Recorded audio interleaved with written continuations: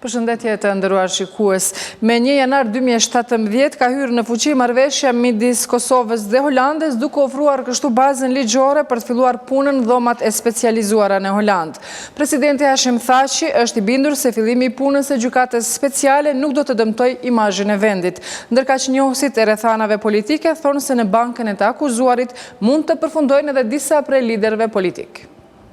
Themelimi i gjykatës speciale, e cila do të hetojë ish ushtarë të UÇK-s të dyshuar për krime lufte, është produkt i kërcënimeve dhe vrasjeve të dëshmitarëve pas luftës dhe jo rezultati vendimeve të gabuara politike, tha presidenti i vendit Hashim Thaçi.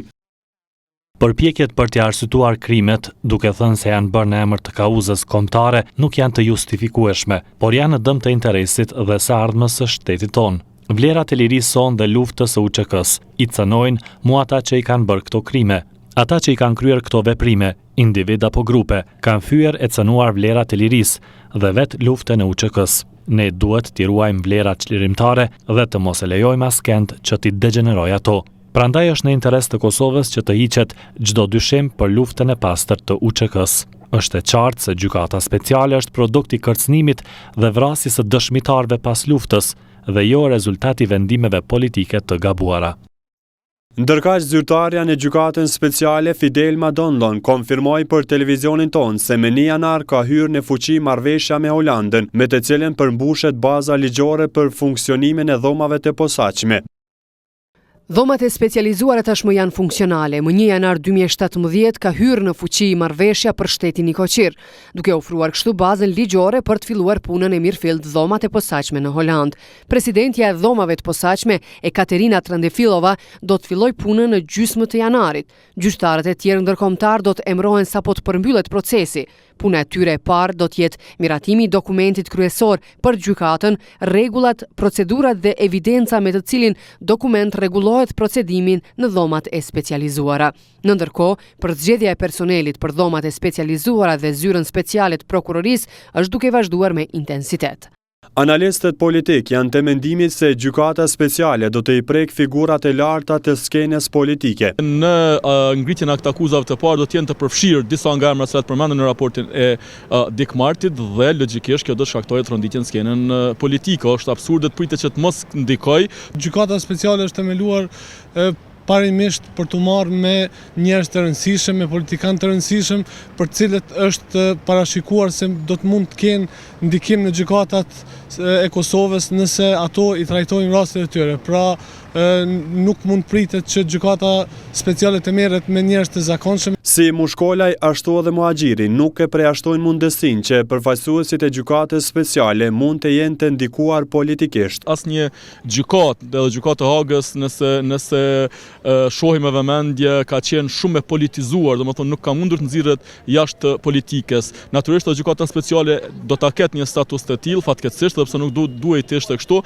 Nëse gjykata speciale do i përsërit gabimet e cilat i ka bë gjykata e Hagës apo edhe Uleksi, atëherë nuk do të ketë ndikim ose do të ketë ndikim negativ. Këshilli i Evropës në vitin 2011 kishte miratuar raportin e senatorit Dick Marty, i cili pretendon se disa nga ish pjesëtarët e UÇK-s kanë kryer krime. Më pas, Bashkimi Evropian formoi task force-ën hetimore speciale për pretendimet e ngritura në raport. Në vitin 2014, task forca e Bashkimit Evropian evidentoi se ekzistojnë prova të mjaftueshme për ngritjen e aktakuzave. Me 3 gusht të vitit 2015, Kuvendi i Kosovës miratoi nenin 162 të Kushtetutës së Kosovës, që i hap rrugë themelimit të dhomave të specializuara të gjykatës speciale. Dhomat e specializuara të vendosura në Holandë, tashmë funksionale, përfaqësojnë çdo nivel të sistemit të gjykatave në Kosovë: gjykatën themelore, gjykatën e apelit, gjykatën e lartë dhe gjykatën kushtetuese. Ato funksionojnë në bazë të ligjeve përkatëse të Kosovës dhe të drejtës zakonore ndërkombëtare, si dhe të drejtave ndërkombëtare të njerëzit. Sekretari i përgjithshëm i Organizatës së Kombeve të Bashkuara, Antonio Guterres, ka shpalosur prioritetet e tij, me që rast ka thënë se OKB-ja ka nevojë për reforma. Ndërkohë ka shfaqur shpresën se viti 2017 do të jetë viti i paqes. Sekretari i përgjithshëm i Kombeve të Bashkuara, Antonio Guterres, në ditën e parë të punës në postin e ri, Pasi vendosi kuror lulesh në murin përkujtimor në selin e Organizatës së Kombeve të Bashkuara Buzz East River, duke ju drejtuar stafit dhe gazetarve, tha se ai nuk mund të bëjë mrekulli, por se ka ambicjet e mëdha që së bashku me shtetet anëtare të organizatës të zgjidhin problemet e tmerrshme me të cilat po përballet bota. E vetmja mënyrë për të arritur qëllimet tona është që të punojmë së bashku si një ekip, tha Guterres, duke potencuar nevojën e domosdoshme për të reformuar sistemin zhvillimor të Kombeve të Bashkuara, si dhe adresimin e pengesave burokratike që po e pengojnë performimin e tij me sukses. Ditë me parë në adresimin e vitit të ri, zoti Guterres apeloi që ta bëjmë vitin 2017 vit në të cilin gjithë qytetarët e botës, qeverit, lideret të gjithë së bashku, do të përpiqemi të tejkalojmë dallimet dhe në agjendën tonë të këtij viti ta vendosim paqen para së gjithash. Viti i ri 2017 ka sjellur ndryshime edhe në Këshillin e Sigurimit të Organizatës së Kombeve të Bashkuara, 5 anëtar të ri: Italia, Bolivia, Suedia, Kazakistani dhe Etiopia, ndërsa kryesimin për muajin janar e ka Suedia. Në konferencën për shtyp, ambasadori suedez Olaf Skog njoftoi të pranishmit për agjendën e janarit si dhe qëllimin e tij për të sjellë qasje më konstruktive në punën e Këshillit. Në pyetjen tonë se a është duke shqyrtuar Këshilli i Sigurimit mbylljen apo reduktimin e misionit të Organizatës së Kombeve të Bashkuara në Kosovë dhe misionit të zhvendoset në ndonjë vatër tjetër krize, pasi që misioni tashmë ka përmbushur qëllimet e veta. Kosova është e lirë, në paqe, stabile dhe e pavarur. Ambasadori Olaf tha se vendi i tij dhe shumë vende tjera e përkrahin këtë, por ka anëtarë të Këshillit të Sigurimit që e kundërshtojnë këtë duke aluduar kryesisht në Rusinë dhe satelitet e saj, dhe sugjeroi që të punohet me ta më shumë. Për Radio Televizioni 21, nga New Yorku, Halil Mula. Ndarja e veteranëve në 3 kategori me ligjin për plotësim ndryshimin e ligjit për veteranët e luftës të ushtrisë çlirimtare të Kosovës ka ngjallur akuza të ashpra midis përfaqësuesve të veteranëve të zonës së Dugagjinit dhe një pjese të udhëheqësisë së organizatës së veteranëve të luftës të ushtrisë çlirimtare të Kosovës. Kategorizimi i veteranëve përmes plotësim ndryshimit të ligjit për këtë kategori ka bërë që veteranët të ndahen në dysh. Derisa përfaqësuesit e veteranëve të PES, Gjakovës, Deçanit, Istogut dhe zonës operative të Pashtrikut po kundërshtojnë ashpër këtë kategorizim dhe po kërkojnë nga presidenti të mos e nënshkruajë këtë ligj, të kundërtën po e thonë udhëheqja e organizatës së veteranëve të luftës së UÇK-s. Ky ligj, sa them, është më mirë se i pari për 2 arsye. Arsyeja e parë, veteranë shokë tonë të cilët na kanë vdekur, postmortem përfitojnë pension 250 euro. Mbi 1100 që na kanë vdekur shok, i përfitojnë 250 euro. Arsyeja e dytë, pse është e mirë, për veteranët të cilët kanë mundësi të hyjnë punë, do të marrin 50% të pensionit, ku neri që ka qenë në ligjin e kaluar, tash u hiq dhe kanë të drejtë veteranë që të punojnë edhe të marrin 50% të pensionit veteranëve. Edhe të presidenti, anë shumë nëse në presidenti, a do të jetë përgjegjësinë e presidentit ju në tonën. Kundër përgjigjet, përfaqësuesi i organizatës së veteranëve të luftës së UÇK-s në Dugagjin, Shkumbin Demaliaj. Është pikërisht kjo letër që e kanë ofruar ata zyrtarë që janë shku edhe janë zhvatë në për zyrat e qeverisë bashkë me Isa Mustafën edhe Kadri Veselin. Në këtë rast e kanë pru këtë letër para veteranëve, gjë që e kemi shikuar, kemi këshyrë dhe nuk kemi votuar asgjë në këtë rast me ta, për shkak se kurrili i Kadri Veselit, që neve na quhen zyrtar politik edhe politika po merr në këtë rast, që është vetë kryetari i OVL-UÇK-s, në këtë rast ish kryetari, se ne nuk e pranojmë më për kryetar, do thotë me këtë letër janë mundu edhe duke qenë kurril pushtetit të qeverisë kanë vendosur në disfavor të luftëtarëve të lirisë edhe i kanë shkel drejtat e tyre. Gucati e Demalia i vazhduan akuzat e ndërsjella se kush më shumë e kush më pak po ndikohet nga politika. Madje përfaqësues të veteranëve të Dugagjinit nuk e përjashtojnë mundësinë që të dalin në rrugë nëse ligji dekretohet nga presidenti, thaqë. Edhe për ligjin e parë kam bërë zhurmë. Tash edhe për ligjin e dytë bën zhurmë pikërisht njerëz. Më keq si kam bërë zhurmë shokët e mi që kanë rënë në ndikim të politika auditore. Kanë rënë në ndikim të politika auditore. Dhe kjo është arsyeja ata pse bën zhurmë, një pjesë e tyre, jo gjithë veteranët, të jemi sinqert, një pjesë e tyre, një grup planor, cilët janë pikërisht kyçën në politika. Presidenti jo që nuk duhet ta nënshkruaj, po duhet ta kthej ligjin mbrapa krejt. Neve jemi duke punuar në këtë drejtim me të gjitha deget e organizatave veteranëve dhe gjithë ata që ballafaqohen direkt me projekt ligjin që në të ardhmen dalim. Ndërkaq për zhvillimet e mëtejme do të koordinohemi dhe do ta marrim do të thotë verdiktin e meritum nga vetë veteranët. Është e vërtetë që unë merrem me politikë, po në ato vende ku nuk ma lejon statusi im politik si antar i kryesisë qendrore të AK-s, nuk jam në kryesi. Nuk jam në kryesinë e veteran, jam këshill drejtues, në kryesi nuk duhet me qenë njëri që merret me politikë, ndërka që aty ka vetë nën kryetari që është zoti Nasim Haradin. Në zyrën e presidentit tha që ndërkaq njoftuan se ligji për veteranët ende nuk ka ardhur tek presidenti. Sipas presidencës, në momentin që ky ligj vjen do të nënshkruhet në afatin e parapar prej 8 ditësh. Kryetari i Komunës së Prishtinës Shpend Ahmeti ka thënë se prioritet i punës së tij gjatë vitit 2016 ka qenë shëndetësia dhe infrastruktura. Në intervistën reporteres tonë Kujtesa Bajrami, ai flet edhe për prioritetet për këtë vit. Mund të na tregosh se si e keni vlerësuar vitin 2016, sa kanë punuar drejtoritë komunale në përgjegjësitë e tyre ndaj qytetarëve? Po mendoj se kemi parafruar përmbushjen e zotimeve, unë gjithmonë flas për ato 12 premtime që i kemi bërë, për shkak se mendojmë se llogaridhënia është tepër me rëndësi. Ka pas mbi 80 km rrugë të shtruar, mbi 50 km trotuare, kanalizim, ndriçimi është zgjeruar tepër shumë dhe përmirësimi më i dukshëm kisha më thënë është bërë në shëndetësi, në qendrat e mjekësisë familjare, ku tash mendoj që seriozisht konkurrojmë për domethënë me sektorin privat.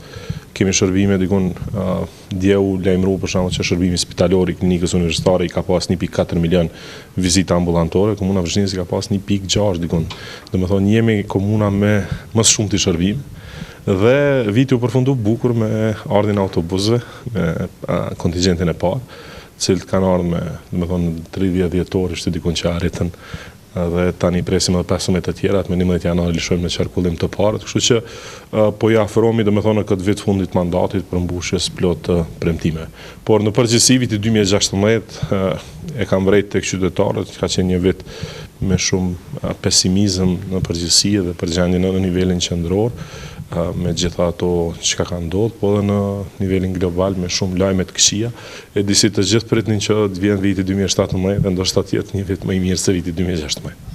Kemi parë që Kuvendi Komunal në punën e tij gjatë vitit 2016, përveç që ka pas një numër të vogël të mbledhjeve, nuk ka arritur të kryen në fakt edhe disa obligime, nëse mund të them disa nga kryesorët, për shembull dhënia e tokës për ambasadën e Shqipërisë. A do të bëhet kjo këtë vit edhe gjërat e tjera në fakt që kanë mbetur në gjysmë vitin e kaluar? Ky kuvend nuk ka funksionuar si kuvend komunal normal. Më shumë ka qenë një fush betej në mes të qeverisë, kisha me thonë, dhe komunës së Prishtinës, pra aty kemi pas dhe vazhdojmë kemi edhe ministra, zavendës ministra dhe këshilltarët ministrave, që zakonisht e përcjellin atë që koalicioni qeveritar dëshiron ta bëjë Prishtinë, është ta pengoj punën e ekzekutivit. Prandaj po e them më shumë ka qenë kështu një fush e akuzave, betejave, luftave, po them të ndërsjella, dhe nuk e ka kry funksionin që duhet ta kryejë një kuvend komunal, ndërsa si vjet është vit zgjedhor, kështu që me gjithë dëshirën ndihme që kjo të funksionojë më mirë, kam më dyshën nëse nuk ndryshon diçka në nivelin qendror që do të ketë domethënë një ndryshim të madh nga viti i kaluar, sepse për disa parti fushata vetë se ka filluar. Çka do të bëhet për tokën fakt për ambasadën e Shqipërisë? A do të punoni më shumë ndoshta që kjo punë të kryhet sa më shpejt? Po ne do ta dërgojmë prapë në kuvend. Mendojmë se ajo është e drejtë. Mendojmë se duke marrë parasysh marrëdhëniet tona të veçanta të cilat i kemi me Republikën e Shqipërisë dhe faktin që Republika e Shqipërisë ka dhënë tokë Kosovës në vendin më të mirë, kisha me thënë, me vlerë tepër të madhe, tek bloku në Tiranë. Tash ne për arsye se dikush mendon se ajo duhet i takojë një partie politike të mos i japim ambasadës, mendoj që është një gabim tepër i madh. Ne si ekzekutiv do ta dërgojmë prapë. Tani kemi edhe gatishmërinë në zotimin edhe të anëtarëve të subjekteve të cilat e kanë penguar herën e fundit se do ta votojnë. Mendojmë që është vendim i duhur, nuk ka të bëjë me kurfar as propaganda, as qëllimit keq, ka të bëjë me të vërtetë me kisha me thonë me trajtimin e veçantë që duhet t'ja bëjmë Republikës së Shqipërisë. Dhe kjo vjen nga një subjekt që jemi ne vetëvendosja që besojmë në bashkimin kombëtar, megjithatë ne jemi dy shtete të pavarura, deri atëherë mendoj se duhet ta trajtojmë njëri tjetrin me respektin më të lartë që kemi. Kryetara, mund na tregosh planet për këtë vit për komunën e Prishtinës? Po është përmbushja e zotimeve deri në fund, ne kemi tash përfundimin e reformës së transportit publik, ka edhe shumë punë për të bërë aty. Përveç autobusëve, përfundon plani mobilitetit, sistemi i pagesave, linjat e reja, pra deri në shtator planifikojmë ta përfundojmë atë. Si vjet punojmë me intensitet më të lartë për një premtim të cilin e kemi lënë për këtë vitin fund, është banimi i përballueshëm, do të thonë ideja që për punëtorët e sektorit publik të kemi banim me kosto më të përballueshme, pra ta kemi programin e banimit special, e besoj që si vjet përfundon edhe puna e ujit 24 orësh. Me këtë rast, kur i hapim edhe 3 qerë të reja, gjithsej 7 qerë të reja në këtë mandat, 14 numri totali tyre në Prishtinë, edhe gjitha premtime tjera, besoj që do t'i përmbushim dhe do t'i përfundojmë të gjitha ato të cilët ju kemi thënë qytetare, por në fundit do ta bëjmë një bilanc sepse kemi nënshkruar një kontratë me qytetarë. Kryetar, këtë vit dihet që përfundon mandati juaj si kryetar i Prishtinës. Na tregon sa do të pranoni sërish të kandidoni për kryetar Prishtinës? Kam thënë se është e rëndësishme për partitë e tjera, ndoshta është me rëndësi që ato ta qesin kandidatin tani, sepse shumica e tyre veç kanë filluar fushatën. Për neve është tjetër prioritet, ne do t'i përmbushim të gjitha këto premtime dhe zotime që i kemi dhënë, ndërsa në gjatë verës besoj se do të vendosim, por nuk do ta rrezikojmë projektin e Prishtinës, që do të thotë se Prishtina tashmë është në binar, është në punë e sipër, janë dalë këqijat, kanë filluar të mirat, dhe në asnjë mënyrë nuk do ta rrezikojmë. Kjo do të thotë që në qoftë se ka nevojë prapë që të kandidojmë për Prishtinën, do ta diskutojmë së pari unë personalisht me familjen time, por edhe me subjektin të cilit i takoj dhe do të vendosim, por nuk mendoj që Prishtina do të kthehet në vitin 2013 asnjëherë. Faleminderit shumë. Magazinë në vazhdojmë me përmbledhjen e lajmeve. Muri i ndërtuar në Mitrovic në dirigjimet nga Serbia do të rënohet gjatë muajit janar, ka thënë Ministrja për Dialog në Qeverinë e Kosovës Edita Tahiri. Sipas saj, vendimi për rënimin e tij bazohet në ligjet e Kosovës, të cilat nuk lejojnë kufizimin e lirisë së lëvizjes. Ndërtimi i këtij muri kishte prapavi politike në mënyrë që të pengohet procesi i rivitalizimit të urës. Për më shumë se kaq, Serbia me këtë ka provokuar destabilizimin e situatës në Kosovë, por ne kemi qenë shumë vigjilentë ndaj këtyre provokimeve, ka thënë Tahiri. Sipas saj, ashtu siç janë hequr barikadat në veri, do të largohet edhe ky mur i ndërtuar ilegalisht.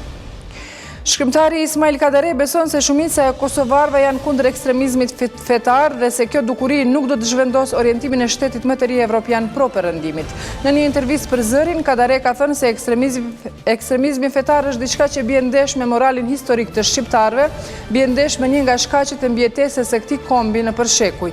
Ai ka folur edhe për pozicionin e Kosovës në raport me Bashkinë Ndërkombëtare. Sipas Kadares, Kosova do të ekzistojë natyrshëm në këtë botë të re të saj brenda Bashkimit Evropian. Sa e përket themelimit të gjykatës speciale, shkrimtari Kadare nuk mendon se do të erësoj luftën e ushtrisë qlirimtare të Kosovës. Ish shefi UNMIK Søren Jessen Petersen ka thënë se i leadershipi në Kosovë është jashtëkohshëm dhe jashtë realitetit. Ai ka thënë se Kosova ka nevojë për një gjenerat të re të udhëheqësve politik, pasi që, siç ka thënë ai, liderët e sotëm nuk po tregojnë asnjë vizion përveç vullnetit për të mbetur në pushtet. Në një intervistë për Radion Europa e Lirë, Petersen ka thënë se Kosova vazhdon të përballet me të njëjtat probleme, sikurse edhe shumë vite më parë, me krimin e organizuar, korrupsionin, me mungesën e zhvillimit ekonomik. Ai ka thënë se Bashkimi Evropian duhet të jetë më i qartë ndaj Serbisë, duke ja bërë me dije se nëse ajo do që të ecë drejt integrimeve europiane, duhet të ndalojë destabilizimin e Kosovës, posaçërisht përmes ndalimit të veprimeve në veri. Kryeministri Isa Mustafa, me rastin e 14 vjetorit të vdekjes, përkujtoi komandantin e luftës çlirimtare kolonelin Tahir Zemaj. Kryeministri Mustafa me këtë rast veçoi rolin e kolonel Zemajt në betejën heroike të Logjës, e cila është fituar fal udhëheqjes vetmuhuese të kolonel Zemajt dhe luftetarëve të tjerë të lirisë. Kolonel Tahir Zemaj do të mbahet mend përgjithmonë si një luftetar besnik i atdheut, një strateg ushtarak dhe një njeri i pakursyer për arritjen e lirisë dhe demokracisë në Kosovë, ka theksuar kryeministri Mustafa.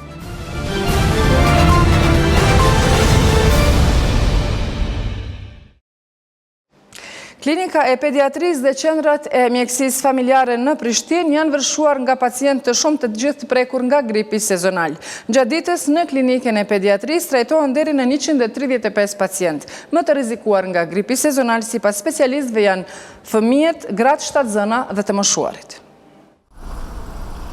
Situata epidemiologjike me gripin sezonal në Kosovë po alarmon institucionet shëndetësore. Vetëm në klinikën emergjente pediatrike në qendrën klinike universitare të Kosovës, ndihmë mjekësore brenda 24 orëve kërkojnë 135 fëmijë. Kështu ka deklaruar drejtori i kësaj klinike, Muharrem Avdiu. Sipas tij, ka raste të shtuara të gripit, por nuk janë shënuar edhe raste të vdekjeve epidemiologjike. Janë mbi 100 fëmijë që gjatë ditës kërkojnë ndihmë mjekësore në emergjencën e klinikës së pediatrisë, derisa ndodh që në 25 raste të shtrim në klinik. Në këto ditë të fundit nuk kemi vende të lira në klinikën e pediatrisë prej numrit të madh të rasteve që është dashur të pranojmë, thot Avdiu.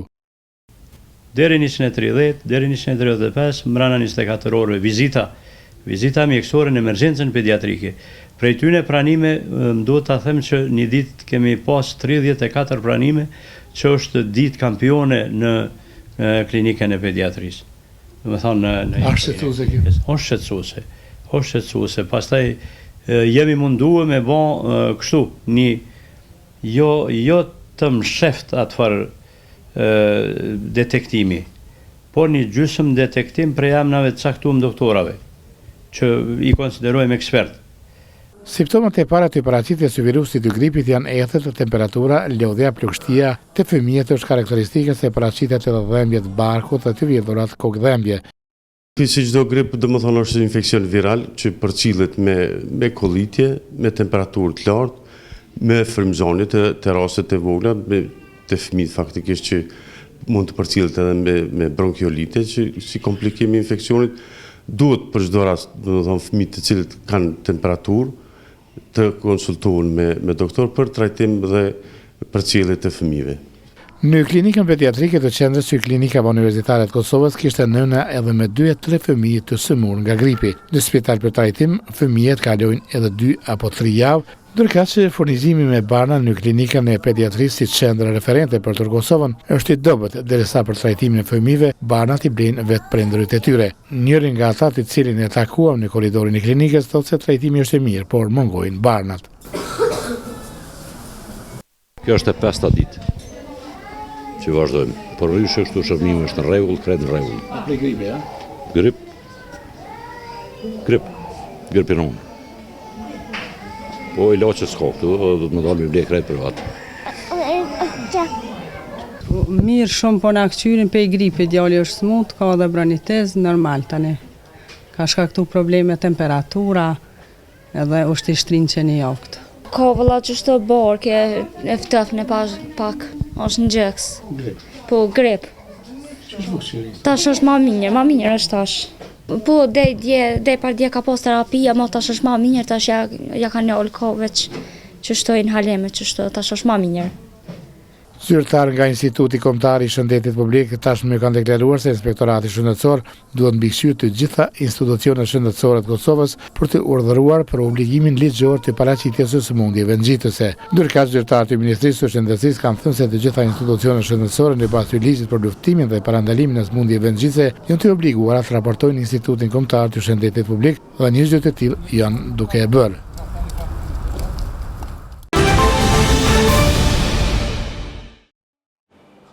Ndërkohë, Instituti Meteorologjik i Kosovës ka parashikuar rënien e temperaturave gjatë ditëve në vijim deri në -19 gradë Celsius në Viset Malore, ndërkaq -17 gradë Celsius në Lugina. Parashikimet tregojnë se nga nesër do të ketë deri të shtunën do të ketë rreshje të borës, ndërkaq e diela vlerësohet se do të jetë dita më e ftohtë e javës. Instituti Meteorologjik i Kosovës paralajmëron se janari do të jetë muaj më i ftohtë i vitit dhe se temperatura me ulët do të shënojë -19 gradë Celsius gjatë kësaj fundjavë. Pritet që të ketë edhe rreshje bore. Rreshjet nuk do të jenë të intensitetit të njëjtë për shkak të pozitës gjeografike që ka Kosova. Ato do të vazhdojnë edhe ditën e premte, ku më pas të shtunën pjesën e parë të ditës, ato rreshjet e borës do të ndërpritet. Mirë, po temperaturat minimale do të ulën dukshëm në vlerat e mesatarëve shumë vjeçare. Kështu që temperaturat minimale parashihen të ulën deri në 17 dhe 19 gradë Celsius, domethënë viset malore, kurse në viset e ulta ato do të jenë 17 gradë dikon vlerat negative, kurse maksimalet e ditës do të lëvizin nga 8 dikon deri 11 gradë Celsius. Parashihet që dita e dielës të jetë dita më e ftohtë e kësaj jave. Në Ministrinë e Infrastrukturës thonë se i kanë bërë të gjitha përgatitjet për mirëmbajtjen e rrugëve pas paralajmërimeve për përkatësim të motit. Megjithatë, theksojnë se duhet të kenë kujdes edhe vozitësit. Ministria duhet të jetë gjithnjë e përgatitur, kuptohet kryesisht kompanitë që janë kontraktuar për mirëmbajtje, me të gjithë kam kontaktuar, të gjithë janë të pajisur me kryp dhe gur të thyer, do të thotë neve zguxon me na befasu se kjo është pikërisht në dimën. Por vlen të theksohet se temperaturat që po paralajmërohen nuk është gjithçka te ne. Duhet vozicat të kenë shumë kujdes se në temperaturë nër -5 gradë nuk ka efekt të mjaftueshëm krypa.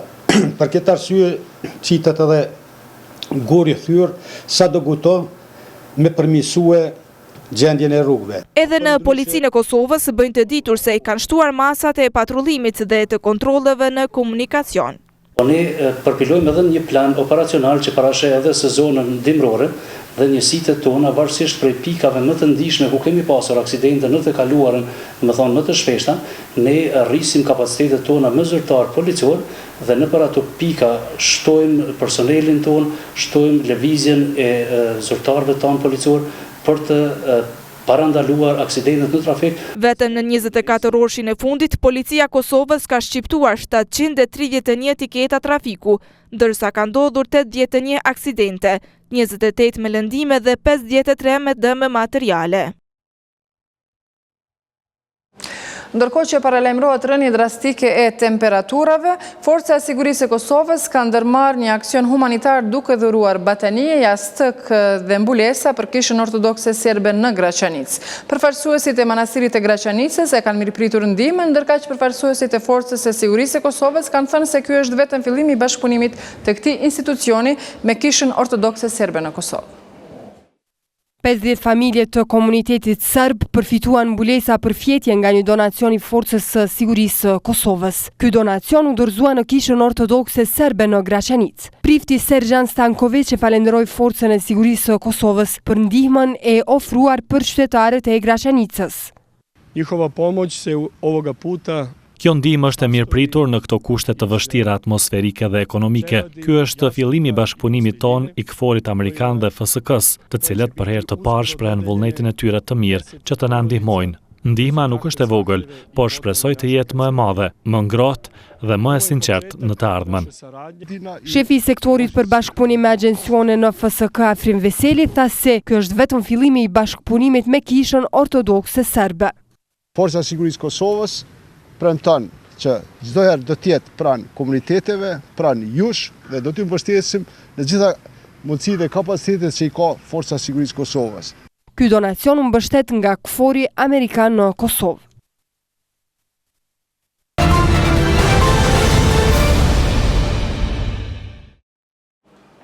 Adoleshente delikuent në bibliotek, ky është titulli i projektit i cili do të fillojë të zbatohet nga shkurti në bibliotekën e qytetit në Prishtinë Hivzi Sulejmani. Me këtë projekt synohet reintegrimi i të rinjve delikuent në shoqëri.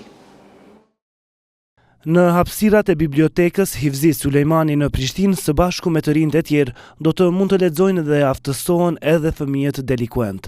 Krejt kjo fal projektit Adoleshentët delikuent në bibliotek, i cili është projekti punonjësve të kësaj biblioteke, e që është përkrahur edhe nga rrjetin ndërkombëtar inovativ për zhvillimin e bibliotekave të Ballkanit.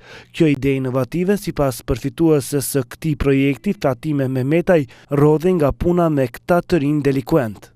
Ma shumë se 8 vjetë ka që Biblioteka Hivzi Sulejmani bashkëpunon me Qendrën Korrektuese të Kosovës. Dhe në hapësirat e bibliotekës gjithmonë ka të rinj që kryejnë punë alternative. Do thotë për një gabim të vogël nuk kanë mujt me u dënu me burg, mirë po kanë obligim të kryejnë punë alternative në për institucionet ndryshme. Dhe këta të rinj kanë ardhur në bibliotekë dhe stafi i bibliotekës edhe unë jemi marrë me ta.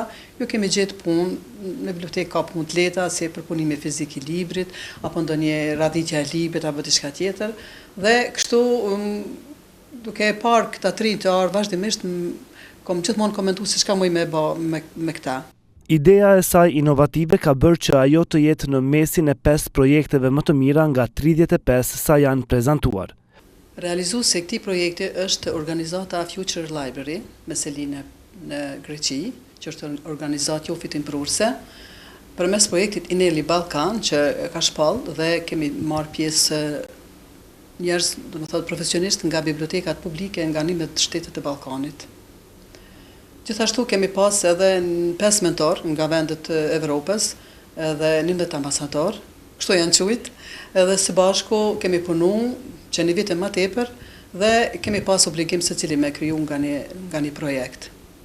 Projekti im është quajtur Delinquent Teens at Library dhe në mesin e 35 projekteve që janë realizu, 5 projekte janë financuar, në mesin e tyre ka qenë edhe ky projekti im.